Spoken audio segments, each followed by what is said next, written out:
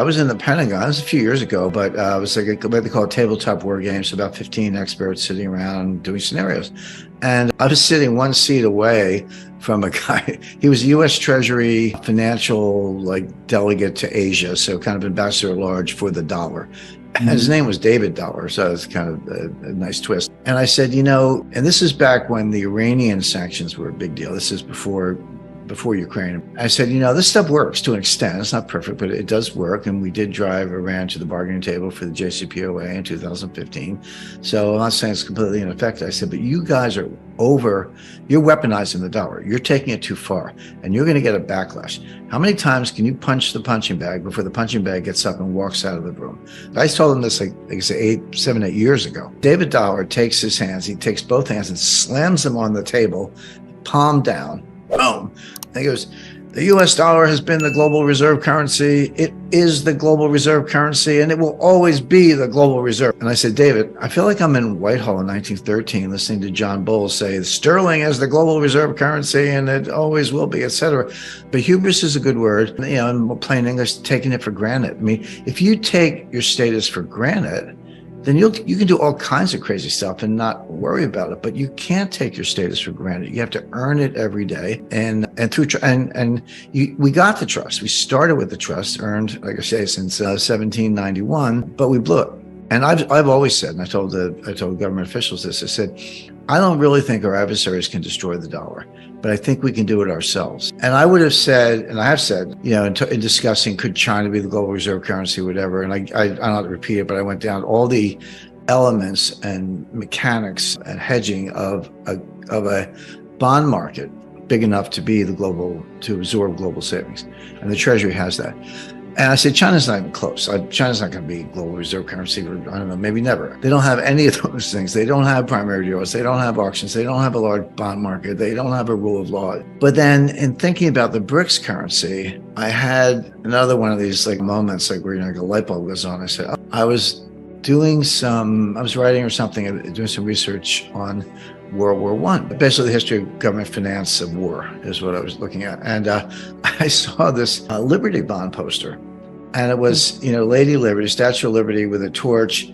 And she, instead of the tablet, she had like a Liberty bond. And she was like, come on, America, we got to win the war. Buy Liberty bonds. And in my book, The New Great Depression, which came out in 2021, was half the book was about the pandemic. Half was inflation, deflation, but the other half was the pandemic. And one of the issues that came up, because I said, well, it's kind of a new pandemic, why don't I read about the old one?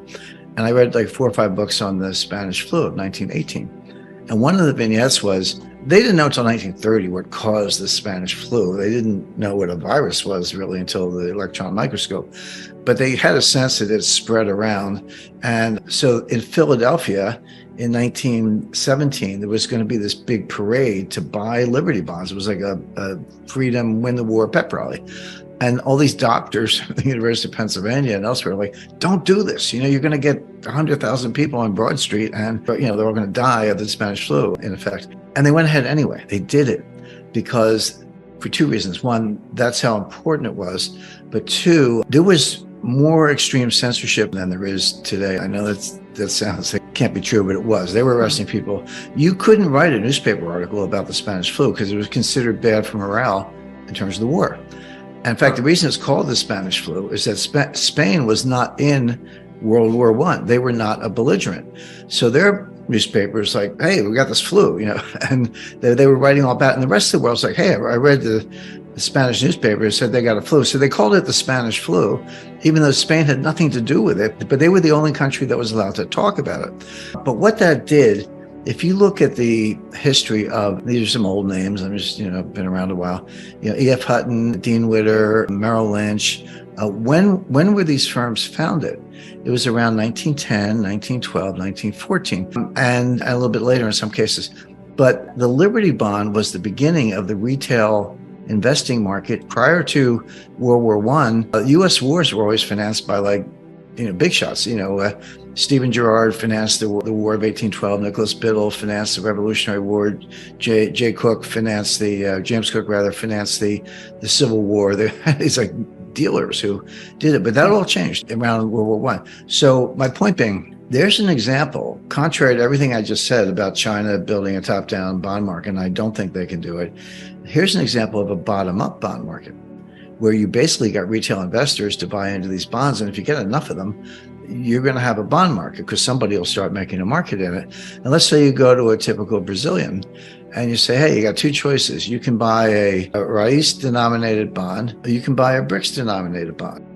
That's not going to happen overnight by any means, but I think there is the potential for an indigenous bottom-up retail bond market in the BRICS currency for the reasons I mentioned, that over time, sooner than later, perhaps could give you something like a reserve currency status. So this thing is so well thought out, and they've even things that I would have objected to as recently as a couple of months ago said, well, it won't happen because.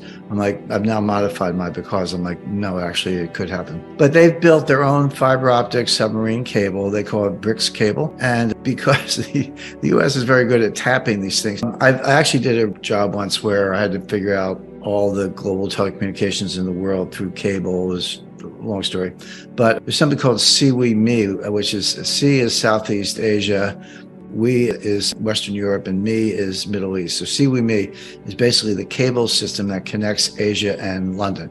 And then there's a separate one that goes from London to States. I know where it goes. I can't say. And I know where the Middle East choke points are. And again, I won't say those. But the point is, if you cut that cable at one of those choke points, or you go off in somewhere in the Mediterranean and cut that cable, you shut down internet communications between Europe and Asia in a heartbeat, and by extension, the United States. More sophisticated version is to tap them. Easier said than done. Every now and then the internet will go out and go, some problem with the internet. It's like, well, no, you're tapping the cable and it'll be back up in a couple of hours. So the BRICS know this, and they are laying their own cables. Now, easier said than done in terms of protecting them, but they want to have encrypted, secure communications and payment channels. Again, we kicked them out of, interbank payment systems. They ended Visa. Visa's no good in Russia. MasterCard's no good in Russia. The banks can't transact in dollars, certainly. Okay, this is the 12th largest economy in the world. It's the largest landmass in the world.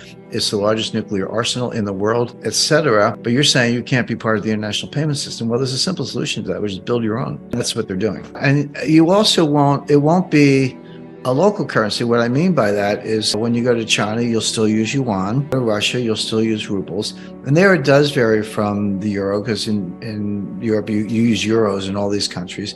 That's okay. The important thing is the countries, when they settle trade deficits and surpluses or do purchases and sales between and among themselves, they'll do it in BRICS. And then that's much better than getting yuan or rubles. But again, you go to China, you'll still use yuan. So the yuan's not going away. The ruble's not going away. Who cares,